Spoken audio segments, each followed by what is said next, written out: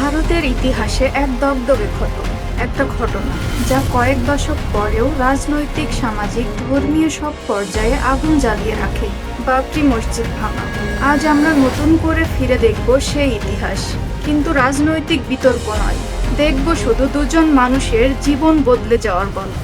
দুজন শিব সেনাকর্মী যারা হাতুড়ি ছাইনি হাতে বাবরির গম্বুজে উঠে আঘাত করেছিলেন।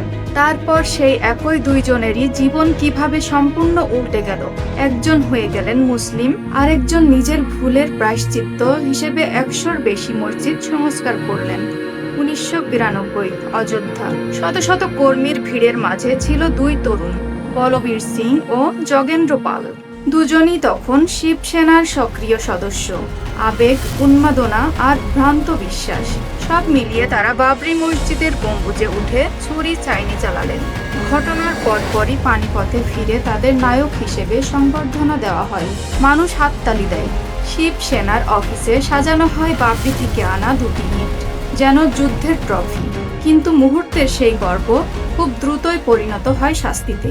বলবীর যখন বাড়ি ফিরলেন, তার বাবার প্রথম কথা ছিল, এই বাড়িতে হয় তুমি থাকবে, নয় আমি। বাবরির ধ্বংসস্তূপের ভার নিজের ঘরেই অনুভব করলেন তিনি। স্ত্রীও থাকলেন না। বলবীর হয়ে গেলেন একা, বাড়িহারা, সম্পর্কহারা, শান্তিহারা।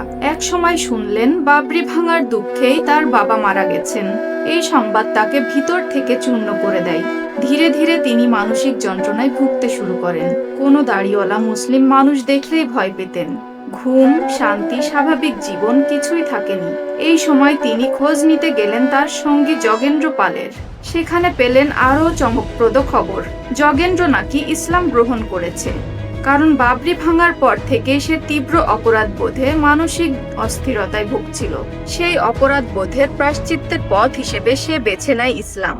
এই খবর শুনে বলবীর আরো ভেঙে পড়েন। তারপর তিনি সৌদি আরব যান, একজন বিদ্বান আলেমের কাছে দীক্ষা নেন।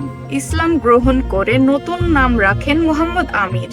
আজ তিনি লম্বা দাড়ি রাখেন, নিয়মিত ফজরের আজান দেন, আর আল্লাহর জিকিরে খুঁজে পান মানসিক শান্তি। কিন্তু এখানেই গল্প শেষ নয়। বাবরি ভাঙার দিনটির পাপ মোচনের জন্য তিনি প্রতিজ্ঞা করেন, ভারতের ভেঙে পড়া 100টি মসজিদ আমি নিজ হাতে সংস্কার করে যাব। 1993 থেকে 2017 উত্তর ভারতের মেওয়াত অঞ্চলে গ্রামে গঞ্জে ভাঙা, পরিত্যক্ত, অবহেলিত শতাধিক মসজিদ স্থানীয় মুসলমানদের সহায়তায় মেরামত করেন আমির।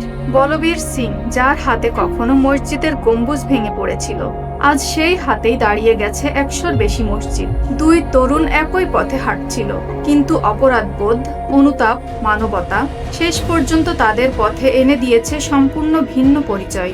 বলবীর সিং থেকে মুহাম্মদ আমির, যোগেন্দ্র পাল থেকে মুহাম্মদ ইয়াকুব। এ গল্প শুধু ধর্ম পরিবর্তনের নয়, এ হলো একটা ভুল কাজ মানুষের ভিতরে কিভাবে আগুন জ্বালায়, আর অনুতাপ তাকে কোথায় নিয়ে যায়, সেই গভীর মানবিক যাত্রা।